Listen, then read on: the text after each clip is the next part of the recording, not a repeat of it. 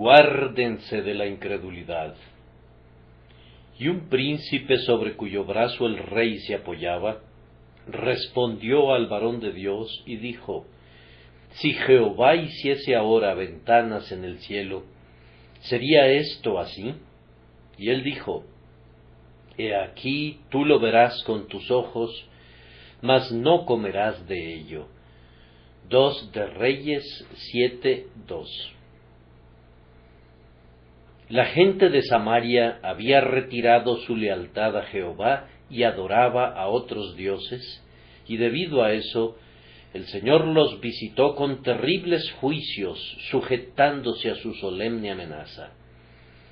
El sitio impuesto por los ejércitos sirios era tan cerrado que el alimento escaseó por completo, y en su hambre la gente devoraba carne humana y los más abominables desperdicios.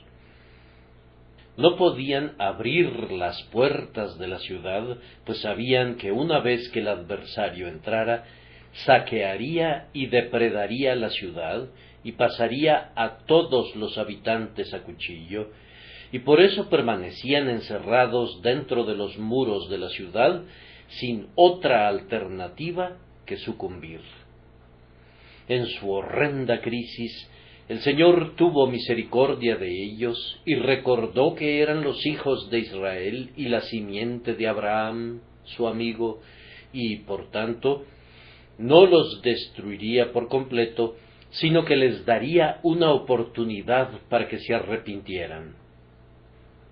El Señor se compadeció de los miles de hambrientos y les prometió el alivio de la terrible hambruna que los había consumido. Cuán abundante en misericordia es el Señor nuestro Dios.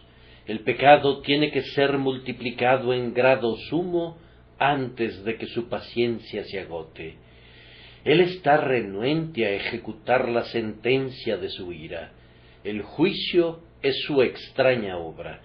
Él está siempre dispuesto a prodigar misericordia y espera para ser clemente. Sí, Él se anticipa siempre en su gracia para con nosotros y es muy lento en aplicar el castigo. Se detiene en el camino y delibera, y antes de asestar algún golpe, a menudo razona consigo mismo y exclama: ¿Cómo podré abandonarte, oh Efraín? ¿Te entregaré yo, Israel? ¿Cómo podré yo hacerte como Adma, o ponerte como a Zeboim? Ciertamente Él es un Dios clemente y misericordioso, tardo para la ira y grande en misericordia. Tal vez una razón por la que en la horrenda crisis de Samaria el Señor se agradara en visitarla de manera tan clemente fuera la presencia de Eliseo allí. Al menos había un hombre en la ciudad que tenía poder con Dios en la oración, y tal vez estuviera acompañado de un grupo de los hijos de los profetas, de manera que había un puñado de hombres santos en aquella ciudad apóstata, encontrados fieles en medio de los infieles, los cuales actuaban como un puñado de sal que preservó a la ciudad. En los Proverbios, Salomón nos dice que un sabio libra a la ciudad con su sabiduría, y este fue un caso en el que un hombre piadoso lo hizo. El Señor le tuvo consideración a su siervo, y Samaria fue salvada por causa del varón de Dios. Con razón Eliseo fue llamado carro de Israel y su gente de a caballo, pues constituía una mejor defensa que 10,000 hombres de caballería. Nosotros no podemos medir la benéfica influencia de unos hombres piadosos. Son benefactores universales. Oímos que los hombres hablan de las dulces influencias de las Pléyades y de otras estrellas que sonríen desde lo alto a esta tierra, pero olvidamos sobremanera la influencia de las estrellas de abajo sobre los altos cielos. El poder se desplaza tanto hacia arriba como hacia abajo, así como los ángeles ascendían y descendían por la escalera que vio Jacob. Las oraciones de un hombre pío mueven el brazo que mueve el mundo. El Señor satisfizo la necesidad de Samaria mediante una promesa sumamente misericordiosa, tanto más llena de gracia, cuanto llevaba en su frente la seguridad de un rápido cumplimiento. El profeta fue comisionado a declarar: mañana a estas horas valdrá el seah de flor de harina un siclo. Sólo tenían que esperar 24 horas. El sol sólo tenía que ocultarse y salir una vez más, y entonces no habría más hambre acuciante ni cruel escasez de viandas a lo largo de Samaria. La fecha escogida para el aprovisionamiento fue sumamente oportuna. Quien da rápido, da 2 veces, y así la promesa inmediata fue doblemente preciosa. La abundancia de la promesa la hacía más benéfica todavía, pues el trigo y la cebada serían tan baratos que se venderían a una cantidad mucho menor que la que había sido pagada por el estiércol de palomas, cualquiera que hubiera sido, y menos que el precio de una carne tan malsana como la que podría haberse extraído de la cabeza de un asno, que había sido vendida por 80 piezas de plata. El mejor alimento, incluso la flor de harina, iba a ser vendida abiertamente a un bajo precio a sus propias puertas. No necesitarían enviar a Egipto por grano o importarlo desde tierras lejanas, sino que había de ser traído a sus puertas y vendido a un precio asequible para todos. Fue una gran bondad de parte del Señor proveer a la multitud golpeada por la hambruna con una palabra de aliento tan regia. Pero observen la respuesta que recibe el profeta.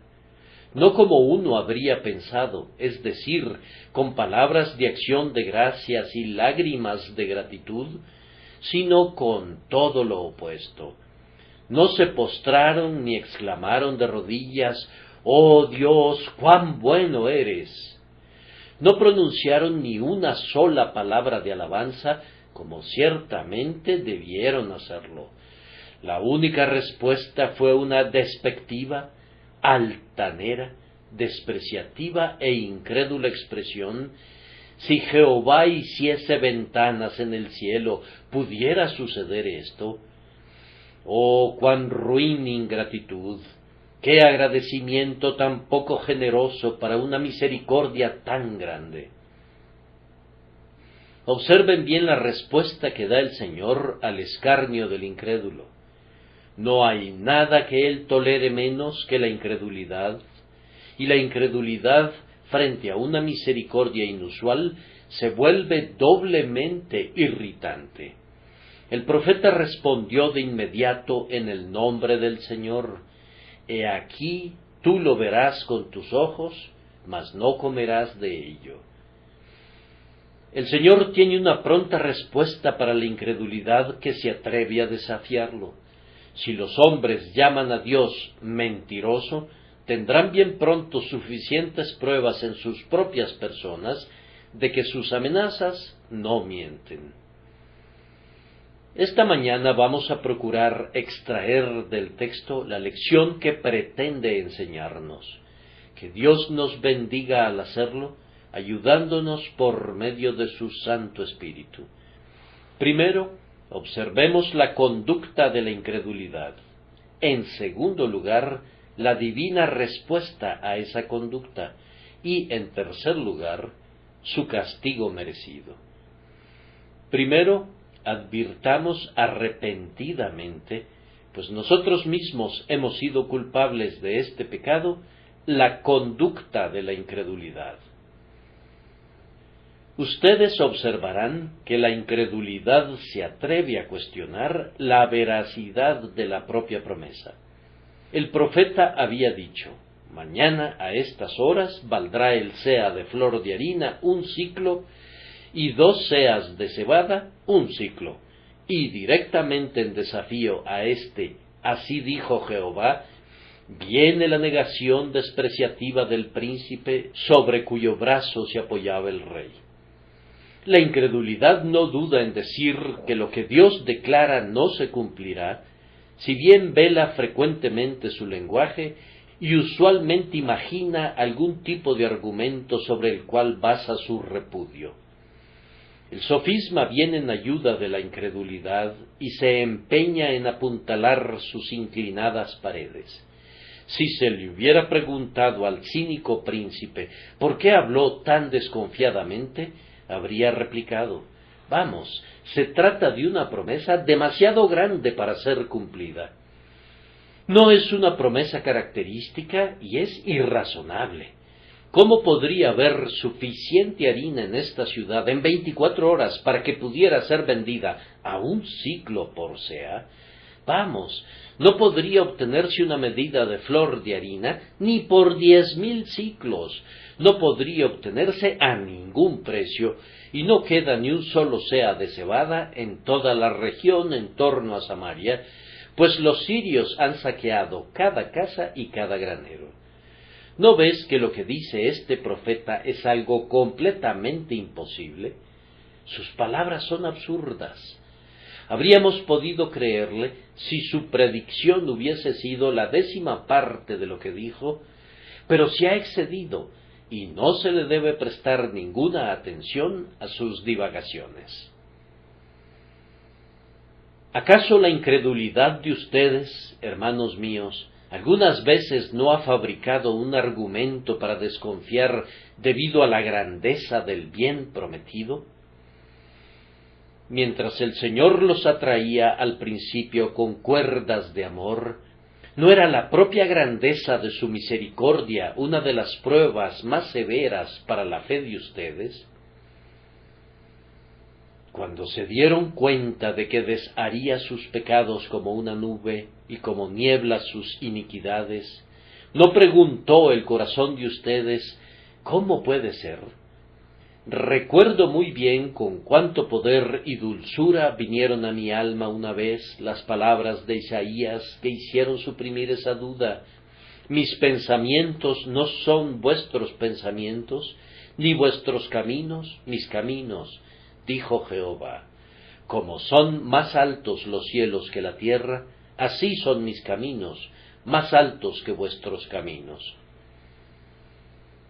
Nosotros olvidamos esta gloriosa declaración y nos reducimos a medir la capacidad de bendecir de Dios según nuestra capacidad de creer, y ya que el favor es portentoso, pensamos que es improbable. ¿No es este un mal razonamiento? ¿Acaso puede algo ser grande para Dios? ¿Acaso puede alguna maravilla ser demasiado milagrosa para el Señor? El asunto es difícil en sí mismo, pero ¿es acaso difícil para la omnipotencia?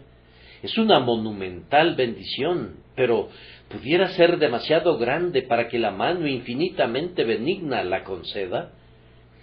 Ciertamente el Santo de Israel no es alguien como tú. Entonces, ¿por qué lo limitas como si él no pudiera dar más de lo que tú puedes dar?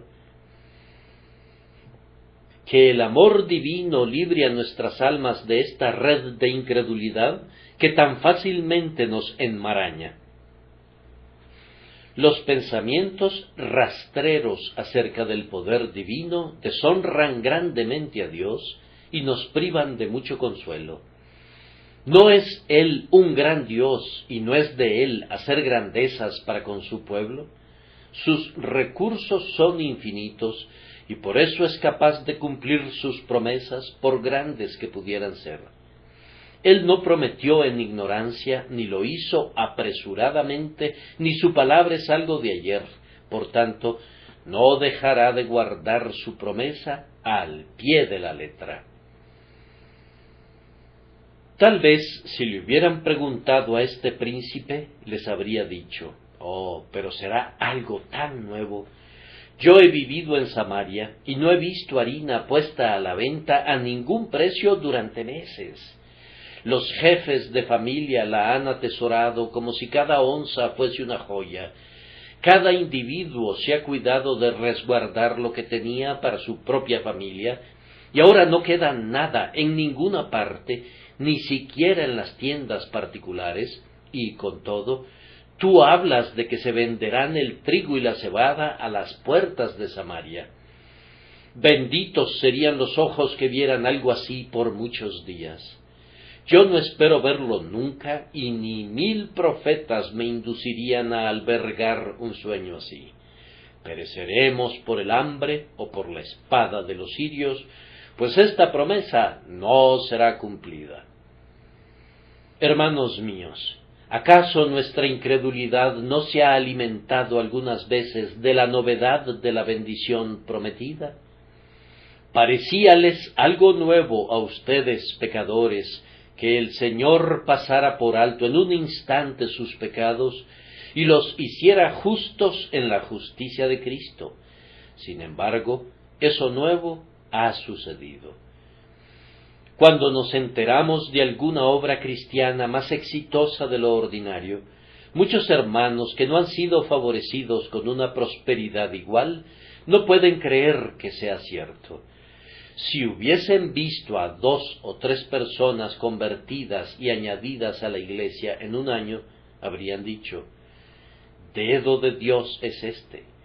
Pero si se enteran de 40 o de 100 o incluso de 1000 convertidos durante un milagroso avivamiento, son muy escépticos.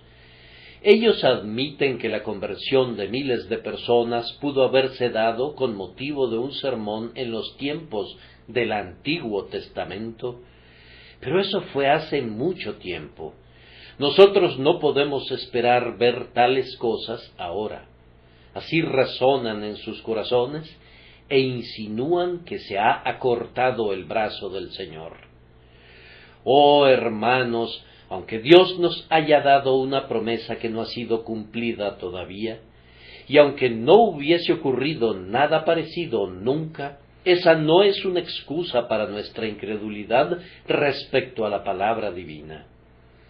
¿No ha prometido Él, he aquí que yo hago cosa nueva? Isaías 43, 19. ¿Acaso no le dijo a su pueblo Israel, ahora pues te he hecho oír cosas nuevas y ocultas que tú no sabías? ¿Acaso no es nuevo todo cuando el Señor lo revela por primera vez? Moisés pudo haber dudado de la promesa de Dios de golpear con plagas a Egipto, pues esas plagas eran novedosas. Pudo haber dudado del poder del Señor para conducir a su pueblo a través del Mar Rojo, pues ¿cuándo había sido dividido un mar para que una nación lo atravesara a pies enjutos? Pudo haber dudado del poder de Dios de alimentar a las huestes en el desierto, pues ¿cuándo había llovido pan del cielo y cuándo había brotado el agua de una roca? El Señor que obra grandes maravillas nos muestra misericordias que nuevas son cada día. Él no está atado a rígidos procedimientos. Sus bendiciones son tan variadas como sus creaciones.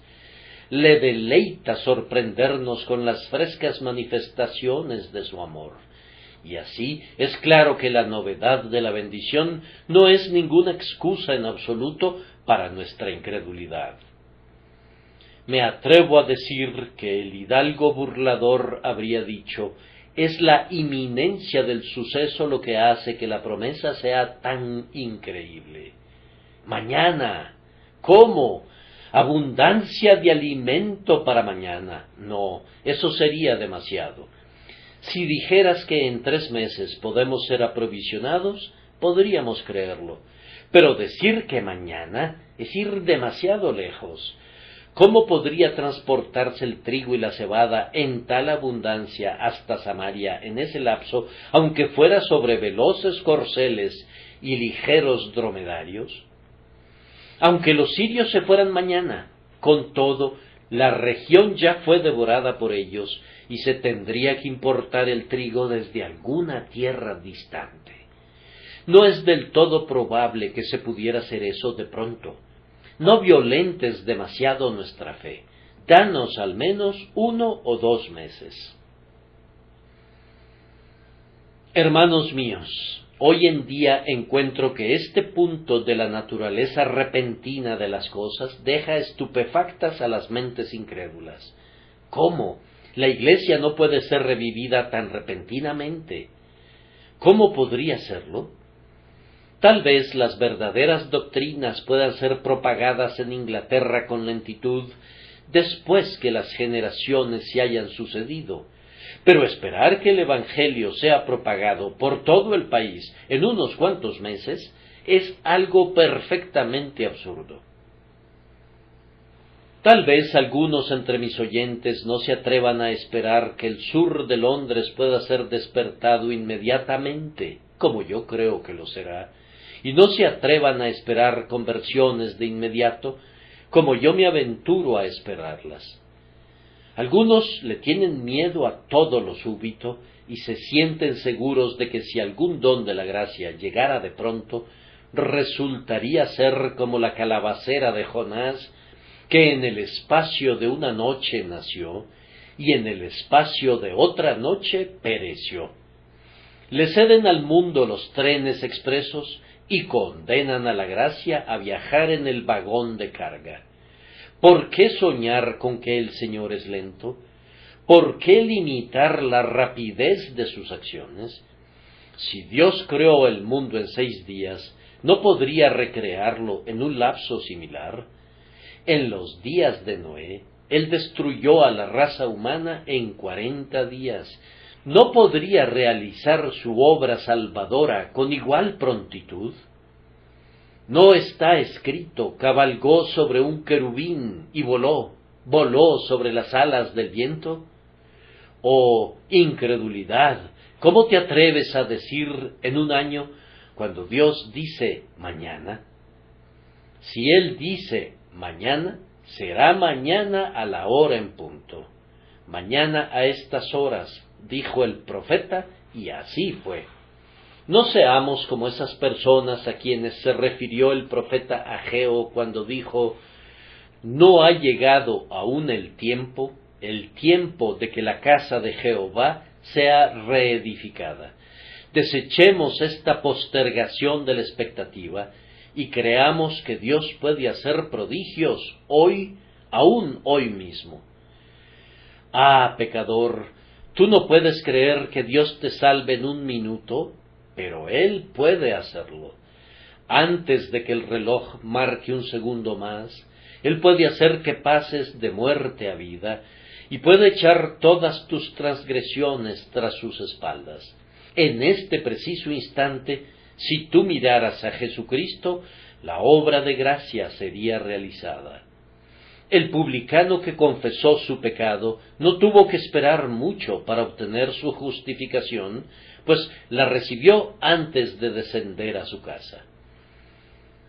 Este interlocutor criticón habría justificado también su incredulidad diciendo: ¿dónde podrás encontrar los medios para cumplir esta promesa?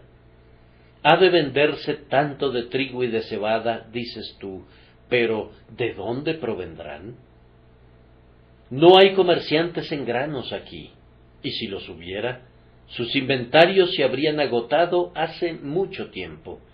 Estoy seguro de que no quedan por descubrirse grandes bodegas subterráneas, pues he ordenado una búsqueda detallada en todos los lugares donde el alimento pudiera haber sido ocultado. No, dijo él, no habrá comida barata, pues no hay medios para obtenerla. ¿Acaso nuestra incredulidad no ha seguido con frecuencia esa línea de conducta? Nosotros también queremos ver a menudo cómo cumple el Señor su palabra. Comenzamos calculando, igual que los discípulos, que 200 mendrugos de pan que valieran 1 centavo no bastarían para la multitud, y en cuanto a unos pocos panes y unos cuantos peces, no podemos creer que sirvan de algo entre tantas personas. Por supuesto que si tenemos que hacer diseños de acuerdo a las leyes de la mecánica, debemos calcular nuestras fuerzas y exigir unos medios proporcionales a los resultados que han de producirse. Pero, ¿por qué aplicar al Dios omnipotente la delgada línea de la mecánica? Es más, hacemos cosas peores, pues difícilmente realizamos nuestros cálculos correctamente en referencia a la obra del Señor. Si lo hiciéramos, deberíamos calcular, dada la omnipotencia, que ya no existen más las dificultades y que las imposibilidades han desaparecido.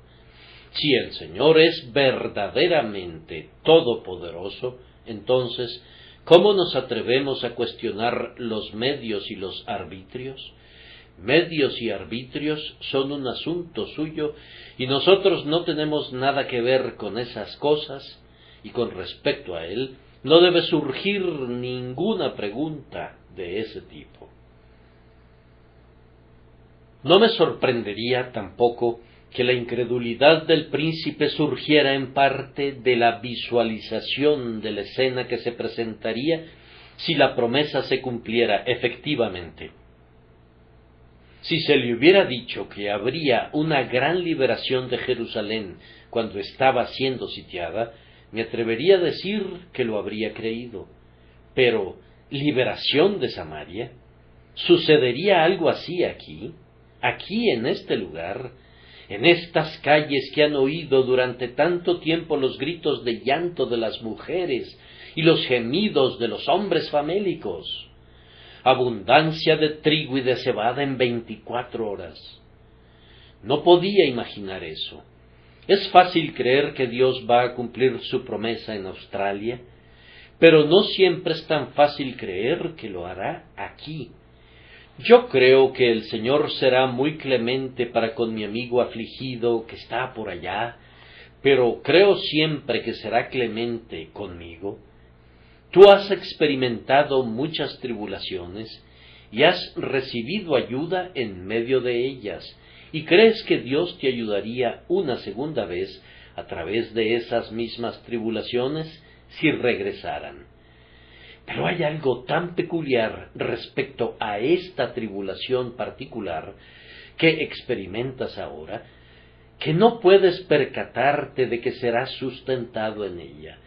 Generalmente nosotros tenemos una gran cantidad de fe cuando no la necesitamos, pero cuando llegamos a necesitarla, una parte sustancial de la fe se evapora. El tiempo para creer en la promesa de Dios es cuando el hambre es acuciante en la ciudad. Pero ay del príncipe, pues no podía percatarse de la bendición, no podía suponer que fuera posible. Pero ahora, juntando todos estos motivos para tener desconfianza, ¿hay alguna fuerza en alguno de ellos o en todos ellos para que constituyan una razón para dudar de Dios? Si Dios lo ha dicho, ciertamente lo hará. Entonces, ¿por qué dudar de Él? Ahora, en segundo lugar, observen que la incredulidad se manifiesta a menudo limitando al Señor a un solo modo de acción. Este varón piensa que tal vez pudiera haber alimento en Samaria si Dios hiciese unas ventanas en el cielo, o, según lo interpretan algunos, si abriera compuertas en el cielo a través de las cuales se viera derramarse la harina y la cebada. Esa sería la única manera que él podría ver en la que Dios podría alimentar al pueblo. Tal vez recordara el maná en el desierto, y cómo parecía que caía desde las nubes del cielo. Bien, Dios podría hacerlo de igual manera. Él llega al punto de casi admitir que tal vez podría hacerlo de esa manera. Así es como opera la incredulidad. Decimos, sí, Dios puede liberarme en mi tiempo de tribulación si toca el corazón de tal y tal amigo. Limitamos a Dios a tocar el corazón de ese amigo conforme a nuestra idea. El pecador piensa que podría ser salvado si alcanzara a oír al Señor fulano de tal, o si pudiera sentir tal y tal impresión en su interior, pero de acuerdo a su noción, el Señor está limitado a convertirlo a través de un ministro y a llevarlo a Jesús de una manera particular. Esa es la idea que tienen muchos seres humanos acerca del avivamiento. Si pudiera lograr que el Señor elocuente viniera y sostuviera una serie de servicios en nuestro pueblo, nos despertaría, pero no veo ninguna otra forma. ¿Acaso no llamas a eso incredulidad? Dios así lo llama. Vamos, hermanos, si el Señor deseara alimentar a Samaria, podría haberlo hecho multiplicando el alimento que había allí, tal como multiplicó el aceite de la viuda, o pudiera haber establecido que la cantidad de alimento no disminuyera, tal como lo hizo con el puñado de harina y con un poco de aceite de la viuda de Sarepta. Dios tiene 1000 maneras de lograr sus propósitos. Él hubiera podido convertir cada piedra de Samaria en un pan y hacer que el polvo de sus calles se hiciera harina, si así lo hubiese querido. Si envió comida en el desierto sin necesidad de cosechas, y proporcionó agua en el desierto sin viento ni lluvia, puede hacer lo que quiera y puede realizar su propia obra a su propia manera. No debemos permitirnos pensar en limitar al Santo de Israel a un modo especial de acción. Cuando nos enteramos de que los hombres son conducidos a adoptar nuevas formas de hacer su trabajo, no debemos sentir: eso debe de estar mal. Más bien, hemos de esperar que muy probablemente sea correcto, pues necesitamos escapar de esos hórridos hábitos inveterados y de esos desventurados convencionalismos que sirven más bien de obstáculos que de ayudas. Algunos hermanos muy estereotipados juzgan que es un crimen que un evangelista cante el Evangelio. Y en cuanto a ese órgano americano, es terrible. Uno de estos días, otro conjunto de almas conservadoras difícilmente tolerará un servicio sin tales cosas, pues el horror de una época es el ídolo de la siguiente. Cada uno en su debido orden, y Dios los usa a todos ellos. Y si hubiese alguna peculiaridad, alguna idiosincrasia, tanto mejor. Dios no fabrica a sus siervos por veintenas, tal como los hombres hacen correr el hierro en moldes. Él tiene una obra diferente para cada ser humano, y permite que cada hombre haga su propia obra a su manera, y que Dios le bendiga. Además, adviertan que la incredulidad no cree, después de todo, que aun si Dios trabajara a la manera del incrédulo, la cosa se habría realizado. ¿No notaron una pequeña nota de interrogación en el texto? Si Jehová hiciese ahora ventanas en el cielo, ¿sería esto así?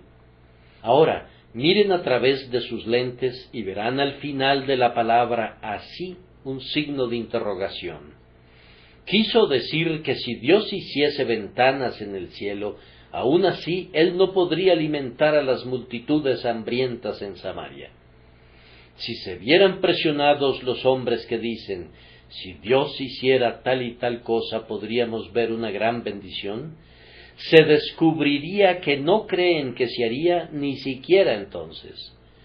La incredulidad es a tal punto una negadora presuntuosa de la veracidad de Dios, que no le da crédito de ser capaz de guardar su promesa de cualquier forma y manera, es más, ni siquiera mediante los más extraordinarios hechos. Que el Espíritu de Dios eche fuera de nuestros corazones una tal incredulidad. Podría estar allí precisamente ahora, y podríamos estar inconscientes de su presencia. Escudriñemos y miremos y echemos fuera este pecado traidor, pues si hay algo que puede dañarnos y dañar a la Iglesia y al mundo, es la incredulidad en la fidelidad de Dios. Ahora prosigamos al segundo encabezado, la respuesta divina. De este lado está Eliseo, el siervo de Dios, quien ha hablado en nombre de Dios, y de aquel lado está el gran príncipe, quien no dudo que despreciara mucho al pobre profeta, al que responde con un sarcasmo considerado como ingenioso, me atrevo a decir. Muchos festejaron su dicho y pensaron que había aniquilado en gran manera al recto varón. Pero noten la conducta del siervo del Señor. No discute en absoluto con el hidalgo. Nosotros hemos argumentado en demasía con los incrédulos. Siempre que sale un libro podrido, algunos ministros se esmeran en leerlo de principio a fin, para luego ir y contarle a su pueblo todo lo concerniente a él, bajo la pretensión de responderlo. Pero la gente olvida sus respuestas y sólo se acuerda del veneno que los ministros diseminan imprudentemente. No habría ni la 10ª parte de infidelidad que hay ahora si los ministros dejaran al libro en paz. Es como un estanque de inmundicia que empeora cuando es batido. Hay que dejarlo solo. No tiene la suficiente vitalidad para vivir por sí solo. Es únicamente nuestra oposición la que lo hace vital. Así que Eliseo no tuvo ni un solo argumento para él, y nosotros tampoco debemos preocuparnos por responder a los que niegan la verdad de Dios. Responderán por eso ante su Dios, no ante nosotros. Y no hubo ninguna adopción de los medios del incrédulo. Dios no dijo por medio de su siervo Eliseo: bien, para quedar bien contigo, voy a hacer algo insólito. Voy a hacer ventanas en el cielo, si tú consideras que es la mejor manera de aprovisionar a la ciudad. Para nada. Cuando se presentan objeciones a los modos de utilidad que Dios evidentemente bendice, no nos corresponde alterarlos sólo porque la voz popular esté contra ellos o porque algunas personas muy sabias los hubieren condenado. Yo pienso que esa es una razón para continuar con ellos, y cuando el mundo sugiere que la obra santa debe ser realizada de esta manera o de aquella, lo mejor es dejar que quienes están a favor de los planes propuestos los intenten ellos mismos. Dios no diseña su curso para agradar a la sabiduría de los hombres, y si el Señor tiene la intención de salvar almas en esta parte de Londres, lo hará a su manera, y la incredulidad podrá decir lo que quiera, pues Él no suprimirá ni una jota o tilde de su propio propósito, sino que bendecirá al pueblo como bien le parezca. La promesa fue cumplida a su debido tiempo. La incredulidad de aquel príncipe no alteró la mente de Dios. La promesa fue guardada. El trigo y la cebada se vendieron a los precios mencionados. La indignación y el sarcasmo de su señoría el príncipe no postergaron la caída de los precios ni siquiera por una hora. Príncipe o no, hidalgo o no, no estableció ninguna diferencia de ningún tipo. La harina y la cebada estaban allí. Y en esto radica nuestro gran gozo, que aunque ha habido mucha infidelidad en nuestro país, muchas pláticas banales acerca de las doctrinas del Evangelio, mucha insinuación de que todo eso está gastado y pasado de moda, Dios no retendrá la bendición a su verdadero pueblo que realmente cree en su palabra por causa de esos infieles a medias. Nuestro Dios responderá a la infidelidad de esta época, es más, le ha respondido a lo largo de los últimos 2 o 3 años. Nos han llegado noticias, traídas por quienes eran despreciados, que hay alimento para el pueblo.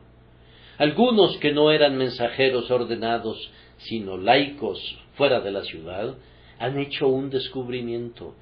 Nosotros no esperábamos que lo hicieran, pero han traído información respecto a que hay abundancia de alimento disponible para las hambrientas multitudes, y ahora el Evangelio es predicado a la muchedumbre, y se predica que Jesucristo es capaz de salvar, y que Él está dispuesto a darles la salvación. ¿Qué sigue? Pues bien, ya lo hemos visto en el tabernáculo durante muchos años, y lo veremos en general en toda Inglaterra, yo espero que pronto. El pueblo sale apresurado a encontrar este pan, y conforme salen a montones en escuadrones, pisotean a la infidelidad bajo sus pies. Ahí está este alardeado pensamiento moderno y esta cacareada cultura que consideran a los predicadores del sencillo evangelio y a quienes acuden a oírlo como un conjunto de necios. La infidelidad no quiere creer que el evangelio de Jesús es el pan del alma. La aglomeración de la gente es la respuesta. Vean cuán ávidamente devoran la palabra. Vean cómo se regocijan en ella. Escuchen sus cánticos como la voz de muchas aguas. La incredulidad es hollada como cieno en las calles. Hermanos, si quieren responderle a la infidelidad, prediquen el Evangelio. Díganle a la gente que Jesucristo es capaz de salvar a los pecadores. Enarbolen muy en alto la cruz ensangrentada, proclamen la libertad para los cautivos y la apertura de las prisiones para los reos. Esto provocará una conmoción, esto agitará a las masas. No hay nada igual. El Evangelio de Cristo es como fuego arrojado sobre mieses en pie, pues genera una portentosa conflagración. Prediquen a Jesucristo crucificado. Los seres humanos tienen que acercarse a oírlo, pues no son señores de sí mismos y no pueden permanecer alejados. Y al oírlo, y al alimentarse de él, y al llegarles la dicha y la paz y la nueva vida, los hechos responderán a las teorías, y la salvación será la mejor réplica para los dichos ingeniosos y para la sofistería de la incredulidad. No entren en argumentos, sino demuestren el Evangelio en la práctica. Alguien dirá que aquel bote salvavidas que está por allá no tiene el color adecuado. Veo a un grupo de hombres que participa en el rescate de aquel otro barco que se está hundiendo. Sus marineros no pueden sostener el esfuerzo por mucho tiempo. Vamos, buenos amigos, no se queden inmóviles debatiendo acerca del bote salvavidas. Abórdenlo, vayan al barco que naufraga, suban a sus hombres a bordo y tráiganlos a la costa. ¡Hurra! Ya están aquí. ¿No es esa la mejor respuesta a cualquier objeción? Helos ahí. Si nos dicen que el evangelio que predicamos no es verdadero, señalamos a las muchas personas presentes que fueron rescatadas del vicio y liberadas de la desesperación, que fueron llevadas a la luz, a la vida y a la santidad, que constituyen pruebas fidedignas de que el evangelio es divino. Ahí están. Hechos. Esas son las respuestas de Dios. El noble hidalgo fue silenciado en la muerte por los hechos del caso. En tercer lugar, nuestro texto nos enseña el castigo asignado a la incredulidad. Se le prescribe a la incredulidad que verá con sus ojos lo que no podrá disfrutar. Esto se cumple siempre, si bien se cumple de diferentes maneras. El incrédulo dice que no ha de creer lo que no pueda ver. La respuesta de Dios es que no gozará de lo que ve. Allí estaba la harina y allí estaba la cebada. El hidalgo pudo ver esas cosas, pero no pudo disfrutarlas. Los incrédulos no disfrutan realmente las cosas de esta vida. Un gran número de ellos descubren que la riqueza no les produce satisfacción. Sus riquezas exteriores no pueden esconder su pobreza interior. A muchos seres humanos les es dado tener todo lo que su corazón pudiera desear, y, sin embargo, no les es dado tener lo que su corazón verdaderamente desea. Tienen todo excepto el contentamiento. Si no quieres aceptar en fe los dones espirituales que Dios promete, entonces te seducirán los dones temporales que el mundo promete. Comerás, pero no quedarás satisfecho. Tendrás, pero no te bastará. Gastarás tu dinero en lo que no es pan, y tu trabajo en lo que no satisface. Si no quieres tener las cosas invisibles, las cosas visibles se convertirán en meras sombras para ti. Este es uno de los castigos de la incredulidad. Otro castigo es este, en conexión con las cosas espirituales. Siendo incrédulos, los hombres están a menudo convencidos mentalmente, pero sus corazones siguen siendo inconversos. Ven lo suficiente de la obra de Dios como para saber que el Señor es Dios y que Cristo es un Salvador, que la fe obtiene el perdón y que el Espíritu Santo renueva el corazón. Saben todas esas cosas y con todo nunca las saborean. Son tan ortodoxos como sea posible serlo con respecto a su credo, pero su corazón está vacío. El agua viva fluye junto a sus labios, pero cuando se inclinan para beberla, se aparta igual que en la antigua fábula de Tántalo. Frecuentemente ven la obra de Dios en otros, pero no la experimentan nunca en ellos. Su esposa ha encontrado la paz, mas ellos no. Su amado hijo ha sido convertido, mas ellos no. El hermano ha visto a su hermana regocijándose en el Señor, pero él desconoce un gozo de esa naturaleza. La hermana ha visto a su hermana aferrarse a Cristo, pero ella misma nunca lo ha hecho. Esto hace que perderse de la bendición sea una circunstancia mucho más infeliz, pues es terrible estarse muriendo de hambre cuando todos los demás han recibido su alimento. Yo no habría querido estar en el lugar de aquel príncipe ni por todo el mundo. Vio a todo el pueblo satisfecho, pero él mismo no fue capaz de participar de ello. Lo mismo sucede con algunos de ustedes. ¿Saben ustedes que esto conducirá a una eterna tortura? Pues, de acuerdo a la propia descripción de Cristo, los incrédulos en el infierno mirarán a lo alto y verán a Lázaro en el seno de Abraham, pero ellos mismos serán echados fuera. Este ha de ser seguramente uno de los infiernos del infierno, ver el cielo, pero que una gran cima se interponga entre ustedes y él. Ustedes recibirán cosas buenas si le creen a su Dios, pero si rehúsan creer en él, no las recibirán. El castigo es natural, justo y apropiado. Si ciertas personas creen que pueden encontrarse oro en una mina, pero otras no lo creyeren, ¿no es justo que si lo descubren, quienes creyeron que había oro y lo buscaron deban quedarse con él? ¿Debería venir también por su participación quien ridiculizó la idea? Nadie estaría de acuerdo con eso. Lo mínimo que puede esperarse de nosotros es que creamos en Dios, pues Él no puede mentir, y si rehusamos confiar en la palabra de Dios, no podemos pensar que sea una dura medida que la bendición sea retenida.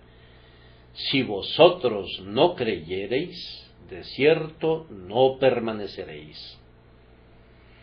Oh incrédulo, tu porción será saber que Dios dice la verdad, pero sin poder conocer nunca esa verdad en tu propia alma. Saber que Él es clemente, saber que Él está dispuesto a perdonar, saber que alza a los pecadores a su propio trono por medio de la sangre del Cordero, y sin embargo no ser perdonado nunca, no ser salvado nunca, no ser glorificado nunca. Me temo que hay algunos en esta casa de oración que van indefectible y directamente a una tal condenación. No me refiero a extraños que han venido aquí una vez, sino que me refiero a quienes han asistido aquí durante muchos años, pero que nunca han creído. El próximo mes tú verás que la gracia de Dios estará obrando en el sur de Londres, pero no se acercará a ti. Tú eres un incrédulo y lo has sido durante muchos años. No hay razón para esperar que seas cambiado alguna vez, pues las probabilidades apuntan a que seguirás siendo tal como eres.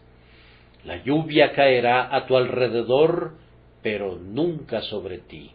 El suelo del granero quedará mojado, pero tu vellón permanecerá seco. Que Dios nos conceda que no suceda así, si bien ha de temerse que así será. Ahora, a manera de cierre, quiero aplicar mi tema a las especiales circunstancias en las que nos encontramos hoy, al comienzo de los servicios especiales que tendrán lugar en el sur de Londres. Queridos amigos, yo sinceramente confío que todos los que residen en esta región y que aman al Señor aportarán sus mejores energías para lograr que este movimiento sea un éxito. Quiero decir, principalmente, elevando oraciones, pidiendo la bendición, asistiendo a todas las reuniones que sean convocadas por la Conferencia Cristiana, esforzándose por invitar a los amigos, a sus hijos y a sus vecinos, si son inconversos, para que asistan a escucharlos, y haciendo todo lo que puedan para ganar almas, según los capacite el Espíritu Santo. Pudiera ser muy posible que algunos de ustedes no quieran involucrarse. Ahora, yo no puedo condenar a ningún hermano por hacer eso, si sus razones son tales que satisfagan su conciencia, pues no hay ningún movimiento, por excelente que sea, que no esté expuesto a críticas desde algún punto u otro, y si las críticas de un hermano son concienzudas y honestas, no me corresponde a mí juzgarlo ni por un instante. Pero me gustaría hacerles esta pregunta a algunos. ¿No piensas que hay incredulidad en el fondo de casi todas las objeciones formuladas en contra de esta obra? Es algo inusual y hay excitación. ¿Por qué no? Alguien dice que no ve ningún talento notable en los dos hermanos. ¿Y qué? Yo estoy seguro de que los hermanos no presumen de ningún talento de ningún tipo, pues nunca en mi vida he visto hombres más modestos que ellos, y esa es una razón por la que Dios los bendice tanto. Por un motivo u otro, ciertas buenas gentes se mantienen alejadas, pero ¿no equivale todo eso a incredulidad? Nuestros amigos en Glasgow, Edimburgo y Newcastle dan un testimonio indisputable del hecho de que las almas fueron salvadas en grandes números y de que las iglesias fueron edificadas y que mejoró el tono del sentimiento religioso. No podemos dudar del testimonio de unos hermanos fieles y bien instruidos, y yo pienso que si nos abstenemos se reduciría a esto, que no creemos ahora en la obra de Dios en gran escala mediante una simple instrumentalidad. Por mi parte, me gustaría planteármelo así. Si me abstengo ahora, ¿podría justificarme cuando esté en mi lecho mortuorio? Aquí están dos hombres que se han consagrado durante meses a la predicación del Evangelio sin ningún otro propósito en el mundo que ganar almas para Cristo. Una calumnia más vil que aseverar que ellos tienen algún motivo egoísta no brotó nunca ni siquiera de labios del propio Satanás. El único designio y propósito que tienen es la gloria de Dios. Buscan conversiones, únicamente conversiones a Cristo. Y hermanos, aunque hubiese 1000 fallas en ellos, ¿quién soy yo y quiénes son ustedes para juzgarlos y decir que no los ayudaremos en tal obra y en tales objetivos? Hermano, ¿tienes la intención de darle gloria a Dios? Yo también. ¿Quieres la salvación de las almas? Yo también. Hermano, ¿predicas la salvación por medio de la sangre preciosa? Yo también. Hermano, ¿crees en la regeneración por el poder del Espíritu Santo? Yo también. ¿Les dices a los pecadores que crean y vivan? Eso es exactamente lo que yo les estoy diciendo. Y si estamos de acuerdo en todo esto, por mi parte no puedo concebir ninguna excusa para que alguien se abstenga de participar, a menos que tenga que hacer tanto trabajo propio que no tenga tiempo disponible, en cuyo caso al menos debe desearles que les vaya muy bien. Si no ayudamos ahora, podríamos vivir para lamentarlo. Por una razón u otra, las multitudes están anuentes a oír el Evangelio, y pareciera haber unidad entre los cristianos respecto a eso. No importa cómo suceda, aceptémoslo de Dios y usémoslo. Hay una marea que, tomada en su parte alta, conduce a la fortuna tanto en las cosas celestiales como en las seculares, y hemos de tomar esta marea de la manera que nos la envíe, y hemos de usarla para nuestro óptimo bien. Pero si no lo hacemos, si la incredulidad nos mantiene alejados, podría sucedernos lo mismo que le sucedió a Moisés por su incredulidad, que nunca entró en la tierra prometida. La vio, pero no entró en ella. Y pudiéramos ver, y verlo con alegría, que Dios bendice a la Iglesia, pero podríamos quedarnos sin participar de la bendición en nuestra propia Iglesia. Deseamos ver racimos de uvas que vienen de un escol al que no podemos entrar. Podría sucedernos como le sucedió incluso a este príncipe, que Dios considerara apropiado quitarnos del camino. No me consideren supersticioso, pero yo he observado que cuando alguien verdaderamente bueno se ha puesto en el camino de Dios, Dios ha acabado pronto con él, o bien lo ha llevado a casa, o bien lo ha hecho a un lado por una enfermedad. Si no quieren ayudar y se convierten en un obstáculo, serán arrumbados y tal vez su propia utilidad llegará a su fin prematuramente. O podría suceder, y sería lo peor de todo, que si rehusáramos prestar ayuda habiendo venido el tiempo de bendición, permaneceremos entre nuestros hermanos cristianos, pero durante muchos años seremos miserables e inútiles. Una bendición se avecinaba, pero tú no la quisiste, así que el Señor la envió a otro lugar, y tú serás un cristiano que duda, alguien miserable, mordaz, criticón y reparón en tanto que vivas. No probarás nunca los bocadillos exquisitos, pero estarás señalando siempre los errores de la cocina. Te quedarás sin deleitarte nunca en el gozo de tu Señor, y no harás que tus arpas resuenen de gozo por los convertidos. Permanecerás haciendo el papel del hermano mayor que estaba enojado y no quería entrar, aunque era su propio hermano el que había regresado a casa, y era su propio padre el que había hecho matar el becerro gordo. Que Dios nos salve de esto, y haga que desde este día nos libremos de la incredulidad, y prosigamos regocijándonos en el Señor.